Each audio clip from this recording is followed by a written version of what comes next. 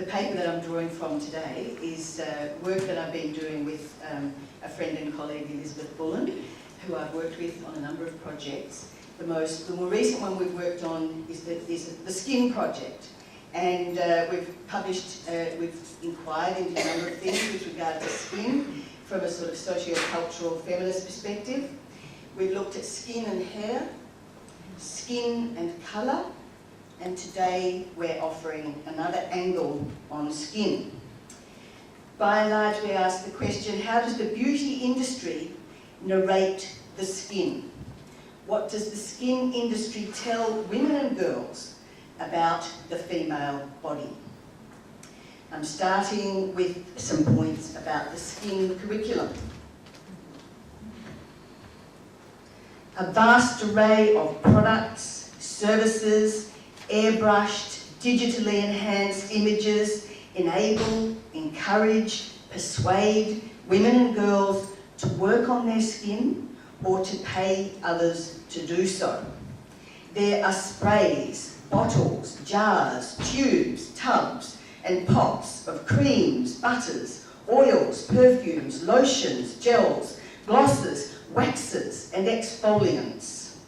There are rubs, scrubs, sponges, brushes, scarifiers, razors, wands, pencils, powders, perfumes, concealers, highlighters.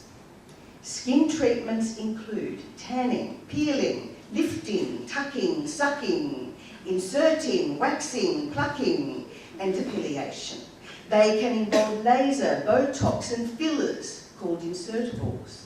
Advertisements, music videos, magazines, television shows, movies, billboards, and websites all convey the message that a female imperative is to nourish and enhance her skin. Clearly, with the fetishization of the perfect skin comes the devious assault of commerce and the induced requirement for women and girls to enter into a lifetime regime of skincare and beauty consumerism. The fantasy that all these products, services, and promotions convey is that you can and need to perfect your skin with the right beauty, remedies, and therapies. Objectification is central to this skin industry. And objectification is a complex process, but in effect what it involves is identifying something, some body, some aspect of the body, some situation as offensive, as disgusting, as horrifying, as abnormal, and also often immoral. It names and frames the abject other. The process of objectification provokes the desire to defend or to distance oneself from this abject other. It involves the erection of individual defences and social taboos. Objectification is taught and learnt. It is a psychic process that is absolutely central to the skin curriculum. The commercial skin industry has created imperfect skin as abject and a social taboo, and casts itself as the agent of remedy. The abject others of perfect, unblemished, smooth, hairless, youthful skin include problem skin, tough skin, old skin, spotted, sagging, and spoiled skin. Such skin is constructed as unsightly. Advertising promotes the skin as a surface with only one appropriate texture, free from hair, lines, wrinkles, creases, lumps, bumps, scars, and any sort of flaking or cracking or roughness. There is no place for flabby, saggy, loose, droopy, dimpled skin. No place for inscriptions of aging or childbirth or hormonal change on the tissues of the skin. The skin must not reveal one's history, one's biography. It must not show the mark of time. The idea that the skin remembers, that it bears the mark of our personal biographies, is an abomination to the skin industry. This industry claims it can defeat time or conceal its consequences. The perfect skin has amnesia. It has no memory. Or as Avon promises, it can be born anew. The skin industry provides the screen behind which women's life experiences must be concealed. The industry promises self-determination. Skin and self can be transformed. No one need be stuck in their skin. Now to one particular aspect of the skin industry, cosmetic surgery. Skin is big business. Like capitalism more broadly, the skin industry is always on the lookout for expansion possibilities. Welcome cosmetic surgery tourism, a relatively new service in the skin industry. It's also sweetly called aesthetic surgery vacations, surgery holidays, or surgery retreats. Cosmetic surgery tourism involves a combination of cosmetic surgery and a tourist experience, often in a luxury medical and hotel environment in countries with appropriately enticing tourist attractions. The advertising rhetoric on the web bundles together medical makeovers and holidays, so you get packages such as safari and surgery, tango and a tune-up. The advertising promises world-class medical facilities and care alongside idyllic holiday resort facilities, lush scenery, attentive personal care from arrival to departure and even before and after both. All of this is evident in the visuals that surround the written promotional text, including fine-looking skin, perfectly shaped bodies, exalted, pampered, youthful women in top-class settings. The countries and regions that provide this service include South America, India, Malaysia, Mexico, Philippines, Poland, South Africa and Thailand. These are predominantly developing countries, or in quotes, where medical and other services are cheaper. The flow of customers is largely from wealthier to poorer countries. Thailand has a thriving industry and has developed the brand Cosmetic Surgery Thailand. The image Total Makeover on the Destination Beauty website features a young woman in a bikini, surrounded by arrows pointing to different parts of her anatomy, abject zones, naming the price for 24 procedures involving skin and various body parts and ranging from $2,700 for a tummy tuck, $150 for a facial Botox, and a labia reduction is only $250. Destination Beauty services also include the mommy makeover. The mommy makeover includes a tummy tuck, breast lift, and minor liposuction. And the website says childbirth stretches the stomach muscles and results in, shame, loose, saggy skin and stretch marks. This cannot be fixed with exercise and diet, and thus surgery is the only way to bring everything back to normal again. The semantics of post-pregnancy skin are the abject symbols that are mobilised here, and the advertising is typical in its attempts to naturalise the surgical processes involved. Now, there are some clients who don't want surgical intervention, so of course the beauty industry has stepped into this absence as well, and they've offered they've offered a less risky alternative, which is advertised on Aesthetic Escapes in Malaysia, and the product is called Thermage. It says, Thermage is a non-invasive procedure which smooths, tightens and contours the skin for an overall younger looking appearance without surgery, injections or downtime. And then it goes through different parts of the body and tells you what it offers. So I'll just mention a couple. With regard to the face, tightens sagging jowls and skin under the chin, redefines and contours jawline, improves texture and tone, so forth.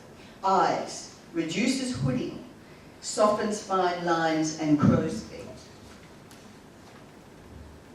Arms, tightens loose, sagging skin, reduces crepiness, and improves texture and tone. And it goes on for all these different abject zones of the body.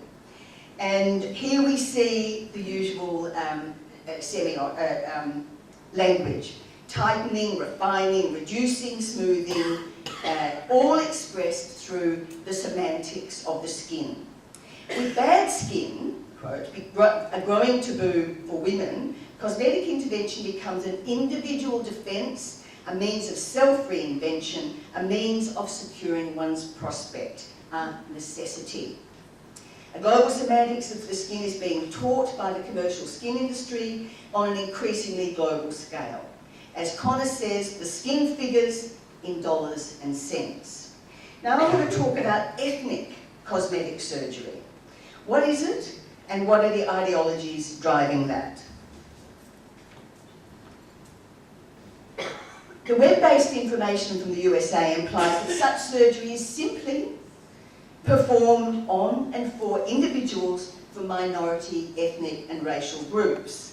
According to the American Society of Plastic Surgeons, these groups are Hispanic, Asian Americans, African Americans, and others. I'm not sure what the others are. Anyway, in terms of the percentages of cosmetic surgeries in the USA, Caucasian groups constitute 70% of users, Hispanic 12%, African Americans 8%, Asian Americans 6%, others, whether they are, 5%, and the numbers of ethnic minorities and others are increasing. By and large, noses, when we look at the sorts of surgery that particular people have within this ethnic minority category, noses, breasts, eyelids and skin are the abject zones common to all groups. The only distinctive procedure is with Asian Americans who focus a lot on eyelid surgery. Now, common to all the websites that promote ethnic cosmetic surgery is the skin narrative that these groups have very specific requirements due to their embodied differences, and that these require specialist treatment and skills. One such difference is the skin type, one word, of people from different capital heritages. Explains the website Ethnic Surgery, which specialises in placing a much needed emphasis on plastic surgery from a multi-ethnic perspective. For instance, it says of the Hispanic heritage, Hispanic skin ages very late due to its relative thickness. Hispanic skin tends to sag as it ages. Prone to scarring and uneven skin tones, oily skin and hyperpigmentation can be a problem. And it goes through all the others, skin types. It identifies these skin types' challenges, the benefits of cosmetic surgery, and the procedures that can be offered. Now, commercial materials promote ethnic cosmetic surgery as a form of ethnic self-improvement and self-determination. For example, here's a quote, "Plastic surgery is no longer a privilege for just a small group of elites. With lower prices and higher safety, a lot more people are going under the knife. The privilege of going under the knife has been extended to ethnic minorities who can now also contest their skin and expel the abject." And this is presented as a democratisation of the cosmetic surgery industry. More choice for more people, and the choices include an enhanced ethnic identity.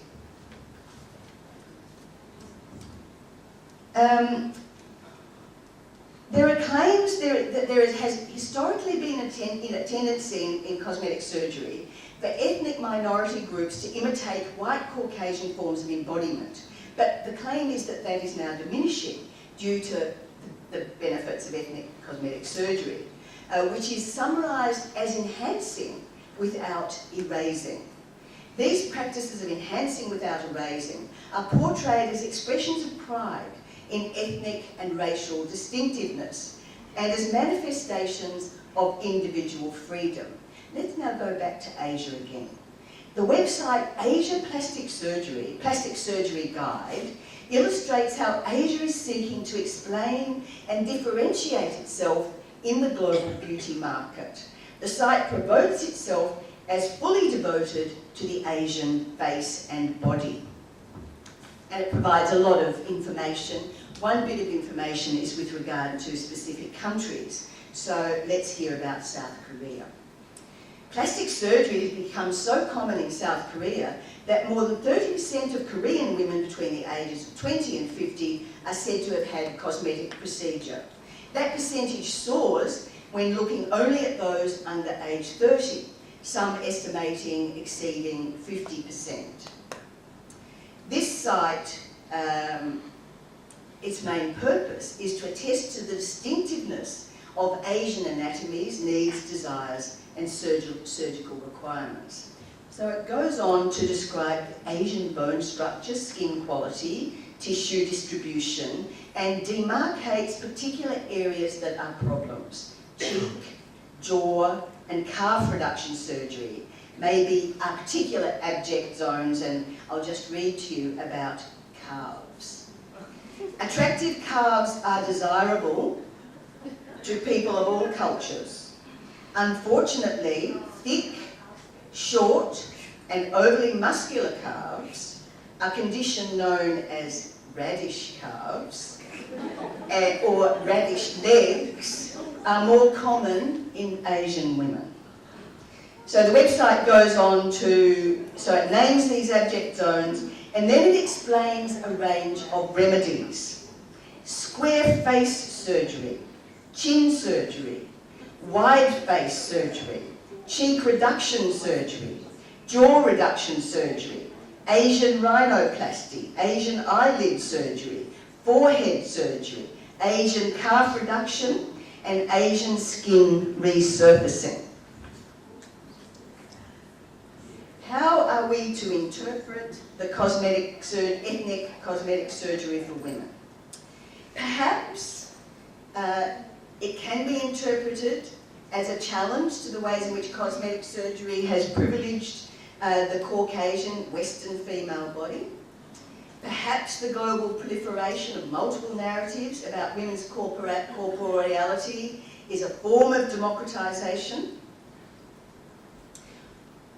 While one may see this as an egalitarian step forward in the feminine and feminist politics of recognition, Liz and I, at least, agree with Davis, who sees this situation as involving a dubious equality. Women's bodies of all sorts remain objectified, they continue to be navigated for profit, but now with increasing intimacy and intricacy. Ethnic and racial difference is only celebrated to the extent that it can be exploited within the overall beauty system. But what about this skin stuff within feminist debates of all stripes? Cosmetic labour and skin labour is a very divisive issue between and amongst feminists. For some, the regime of the skin is a free lifestyle choice for enlightened women and girls and regarded as an opportunity for creating new, better, more attractive self who will have more opportunities for success. Ever younger girls are led and come to believe that a glamorous and sexually empowered self can be had via consumption. Skin work is an opportunity to control their bodies and their lives. In essence, we regard this as consumer feminism in a society where the commodity promises gratification and where redesigning, rebadging and rebranding are regular occurrences. Small wonder girls and women turn to consumption to fulfill their desires assuage their anxieties, and repackage themselves. Hang on. Repackage themselves. But in discussing the empire of images, Bodo says this: this is perceptual pedagogy, how to interpret your body 101. These images are teaching us how to see, training our perceptions in what is a defect and what is normal. Women's and girls' skin, and our bodies more generally, are big business globally. Obviously, commodification and consumerism are central to this. Women's bodies just keep on giving to capitalist beauty markets. For women, the beauty industry loves the fact that it can get women to hate their bodies. Any feminist pedagogy that seeks to address this must strike at the heart of the problem, which is objectification and the manner in which dissatisfaction and disgust are recast as desire. Thank you.